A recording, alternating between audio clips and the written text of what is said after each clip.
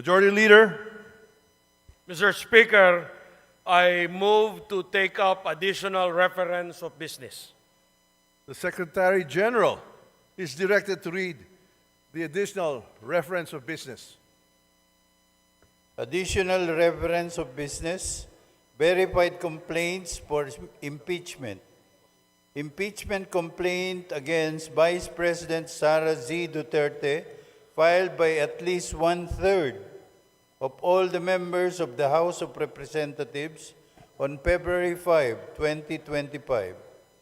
Impeachment complaint filed against Vice President Sara Duterte filed by Teresita Quintos Deles, Father Flaviano, SBD Gary Alejano et al., and endorsed by Representative Percival B. Sendanya of the Akbayan Party List on December 2, 2024.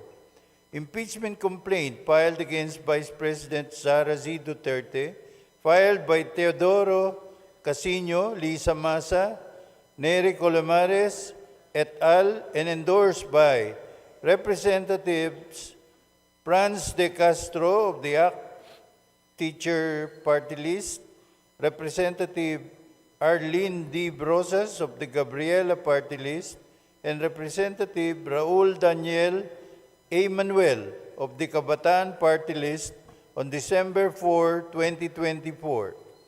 Impeachment complaint filed against Vice President Sara Duterte, filed by Reverend Father Antonio Labiao Jr., Reverend Father Rico P. Ponce, Reverend Father Dionisio B. Ramos et al., and endorsed by Representative Gabriel H. Bordado Jr. of the 3rd District of Camarines Sur and Representative Lex Anthony Chris A. Colada of the AMBIS OWA Party List on December 19, 2024. Mr. Majority Leader, Mr. Speaker, today, as provided for in our additional reference of business, a verified impeachment complaint against Vice President Sara Duterte has been filed by at least one-third of all the members of the House of Representatives on February 5, 2025. Mr. Speaker, for the record, may we inquire from the Secretary General the total membership of the House as of today, February 5, 2025. the Secretary General will please respond. Mr. Speaker, as of the present, the total number of members of the House of Representatives is 306. The Majority Leader is recognized. Mr. Speaker, may we inquire from the Secretary General how many members of the House verified and swore before him the impeachment complaint? Secretary General, please respond to the query of the Majority Leader. Yes, Mr. Speaker. Pursuant to Section 14, Rule 4 of the Rules of Procedures, in impeachment proceedings, the total number of House members who verified and swore before me this impeachment complaint is 215 House members.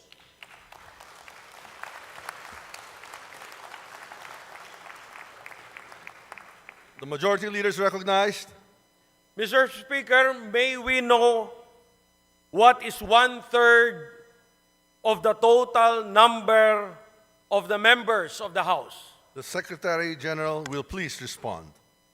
Mr. Speaker, one-third of the total number of members of the House is 102. The Secretary General has responded to the query of the Majority Leader. The Majority Leader is recognized. Mr. Speaker, for the record, in consonance with the Constitution on Article 11 on accountability of public officers, particularly Section 3, Paragraph 4, and pursuant to Section 14, Rule 4 of the Rules of Procedure in Impeachment Proceedings, which provides as follows. Section 14, endorsement of the complaint resolution to the Senate. A verified complaint resolution of impeachment filed by at least one-third of all the members of the House shall constitute the articles of impeachment. And in this case, the verified complaint resolution shall be endorsed to the Senate in the same manner as an approved bill of the House. Considering that the Secretary General has certified that at least 215 members of the House of Representatives have verified and swore before him the said impeachment complaint against Vice President Sara Duterte, and consistent with our rules, I move that the Secretary General be directed immediately to endorse the same to the Senate.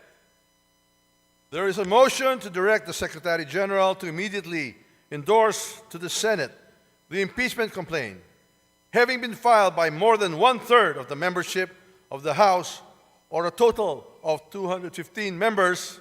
Is there any objection? The Chair hears none. The motion is approved. The Secretary General is so directed. The Majority Leader is recognized. Mr. Speaker, in accordance with Section 16, Rule 6 of the Rules of Procedure in Impeachment Proceedings, I move to elect the following members of the House of Representatives as prosecutors in the trial on the impeachment complaint filed against Vice President Sara Duterte. Representative Jervil Jinky Beatrix Luistro. Representative Romeo M. Acop.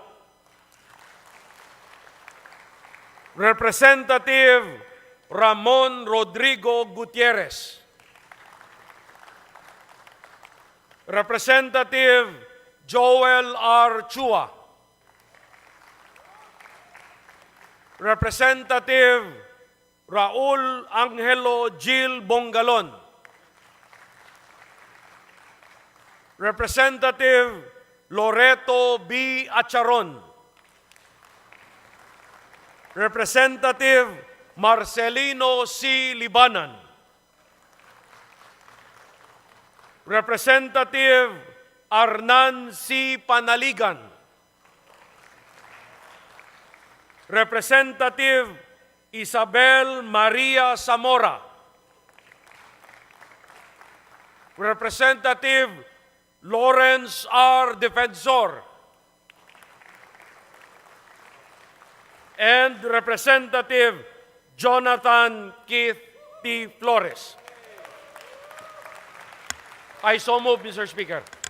There is a motion to elect the aforementioned members as prosecutors in the trial of the impeachment complaint against Vice President Sara Duterte. Is there any objection? The Chair hears none. The motion is approved.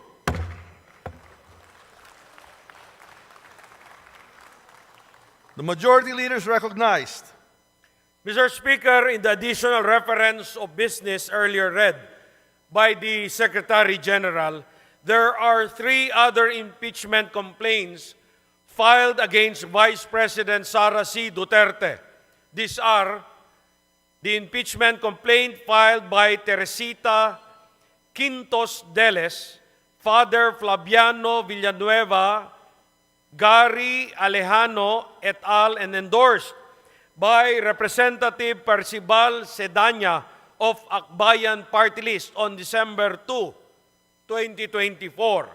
Next is an impeachment complaint filed by Teodoro Casino, Lisa Masa, Nery Colmenares et al., and endorsed by Representative Franz L. Castro of ACT Teachers Party List, Representative Arlene Brosas of Gabriela Party List, and Representative Raul Daniel Manuel of Kabataan Party List on December 4, 2024. And the last one, Mr. Speaker, the third one, impeachment complaint filed by Reverend Father Antonio Labiao Jr., Reverend Father Rico Ponce, Reverend Father Dionisio Ramos et al., and endorsed by Representative Gabriel Bordado Jr.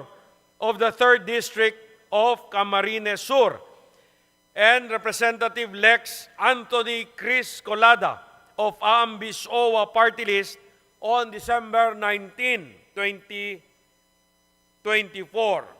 Pursuant to our rules of procedure in the impeachment proceedings, considering that the plenary has already transmitted to the Senate the impeachment complaint filed by 215 members on February 5, 2025, that is today, I move that the 3 other impeachment complaints filed on December 2, 2024, December 4, 2024, and December 19, 2024, be transmitted to the archives. I so move, Mr. Speaker. There is a motion to transmit to the archives the aforementioned 3 impeachment complaints filed last December 2, 4, and 19, 2024. Is there any objection? The chair hears none. The motion is approved. These impeachment complaints are transmitted to the archives.